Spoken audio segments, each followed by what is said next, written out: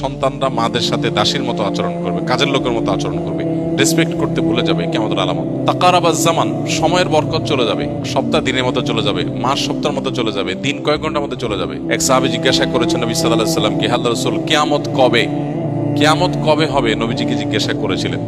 নবীজি সাল্লাল্লাহু আলাইহি ওয়াসাল্লাম সেই সাহাবীকে বলেছেন, মাযা আদাত্তা লাহা, কিয়ামত কবে হবে এই প্রশ্ন যে তুমি করেছো, কিয়ামতের জন্য তোমার প্রিপারেশনটা কি, প্রস্তুতিটা বলো আমাকে, কিয়ামতের প্রস্তুতিটা কি। তখন সাহাবী নবী সাল্লাল্লাহু আলাইহি সাল্লামকে বলেছেন, হে আল্লাহর রাসূল, আমার আসলে তেমন কোনো প্রস্তুতি নেই, তবে আমার একটা প্রিপারেশন আছে, সেটা হলো যে আমি আপনাকে ভালোবাসি।